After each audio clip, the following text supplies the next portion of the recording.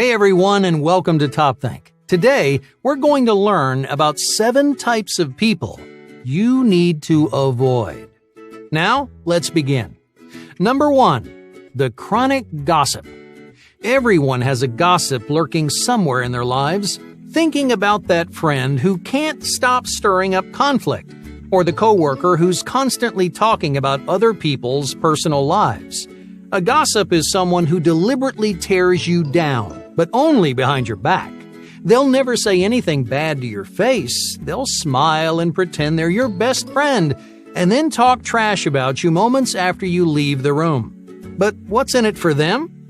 Well, for starters, they think it's entertaining. Gossips usually don't realize how much they're hurting other people. But even if they do, they probably don't care. Gossip is also a big ego booster. Criticizing other people gives them power, and it gets people's attention, which makes them feel special too. Spending time with a gossip is a great way to get hurt. So do yourself a huge favor and steer clear. Number 2, the emotional underminer. This might be the most irritating personality type on this list. For anyone who's dealt with one firsthand, well, I'm sure you know exactly why. Imagine you just got home from a horrible day at work. That morning, your coworker messed up on a big project. But instead of fessing up to your boss, your coworker sat back and let you take the heat. Because of them, you spent the entire afternoon getting yelled at. You thought you might even get fired, even though you had nothing to do with it.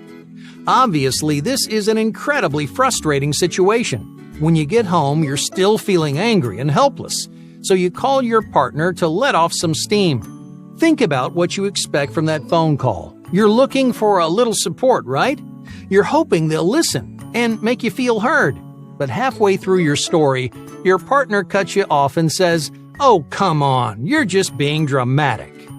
Emotional underminers do this kind of thing all the time. They constantly brush you off and invalidate your feelings. It doesn't matter how sad or frustrated you are, they act like your problems just don't matter. Now, I know it doesn't sound that bad, but trust me, it's a major issue in the long run.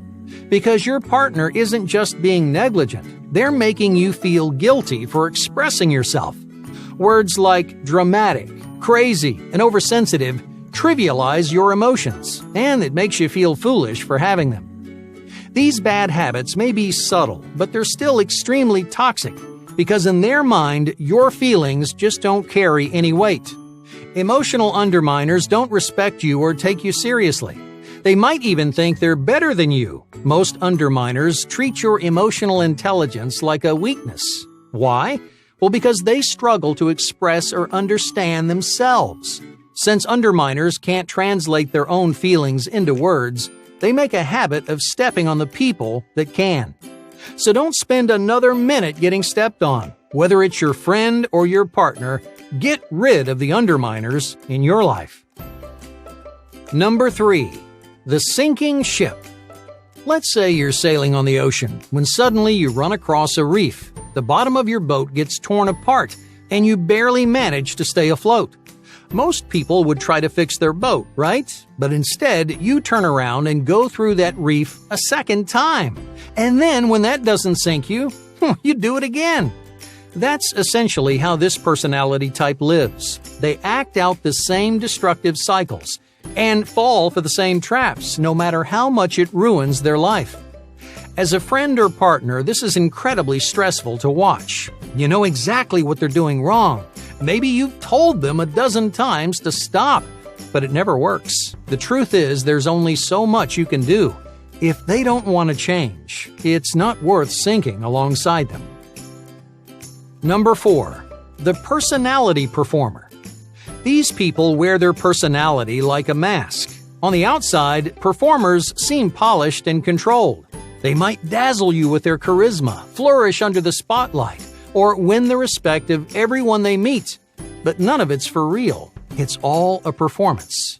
Performers embody the phrase, "Fake it until you make it." To get what they want, they interact with the world using complicated fake personalities. Now, I say personalities plural because there's usually more than one. Many performers have a different mask prepared for every environment. One they wear to impress their friends. Another they use to intimidate their coworkers.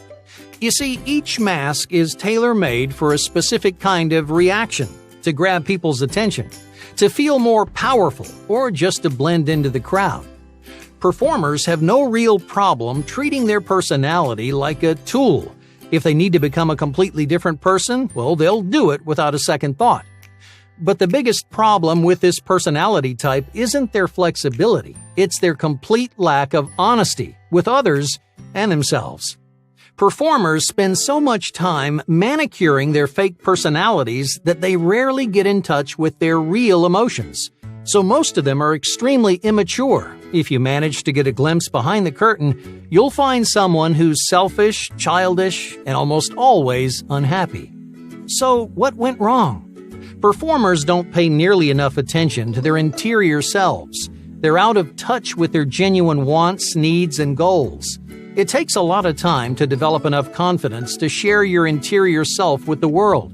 But performers never do. Instead, they're scared of letting down their walls. To a performer, nothing is more terrifying than being vulnerable. Some people become performers because they're worried about getting hurt. They use their fake personality like a shield to protect them from danger. Others perform because they're deeply unsatisfied with their real personalities. Each mask is an opportunity to be someone else, someone they actually like. If it wasn't obvious enough already, trust is something you'll never have with a performer. Bonding is almost impossible because you're not interacting with their interior selves. You're just talking to a mask. Number 5. The ball of nerves. Have you ever met someone who's constantly paranoid? I mean, no matter what they're doing, they always think someone's out to get them. If they fail a test, it's because their teacher hates them. If they get fired from their job, they insist that their coworkers were conspiring against them. These people don't think anything is their fault. Instead, they'll find 1,000 reasons why it's somebody else's. To make matters worse, this personality type is really judgmental. They're not fun people to be around. Because in their eyes, you can never do anything right. They'll insult you, they'll try to control you, and they'll never forgive you for making a mistake. So save yourself from the grudges and pointless paranoia. If you run into a ball of nerves, don't bother getting involved. Number 6. The brick wall. Have you ever heard the expression, "It's like talking to a brick wall"? Well, that's what you get with this personality type. They're terrible communicators, and they're notoriously distant. But that's not why they're toxic. You might have friends who are reserved and aloof, but they may find other ways to communicate and strengthen your friendship. The real problems start when a brick wall runs away. Instead of working through their problems, they completely avoid them. You might notice a brick wall pretending that their obvious issues just don't exist. But they do, and someone's got to take care of them. Unfortunately, that someone usually turns out to be you. The worst part is you can't even confront them about it. Brick walls hate hearing about their failures. If you tell them that they're in denial, there's a good chance they'll lash out.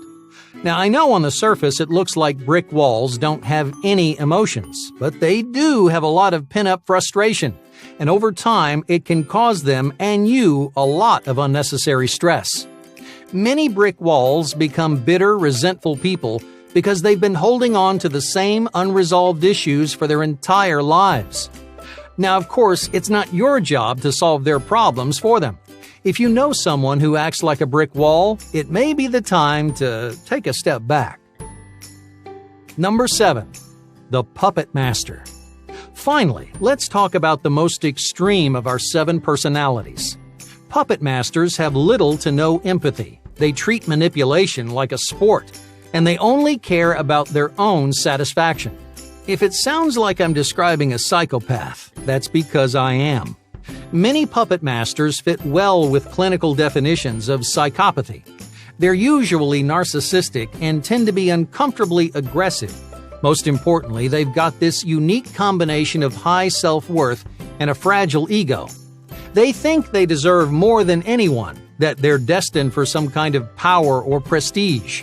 And unfortunately, that self-obsession can lead them down a very dark road. Not all puppet masters are psychopaths, but you should still keep your distance. Puppet masters have no problem taking advantage of other people, even their friends and family. They develop these parasitic relationships, which lets them benefit from all your hard work. Since they're lacking in the empathy department, this doesn't sound like a problem to them, but it is a problem for you. If someone is intentionally using you, it's time to make a change. Hey, thank you for watching Top Think, and be sure to subscribe because more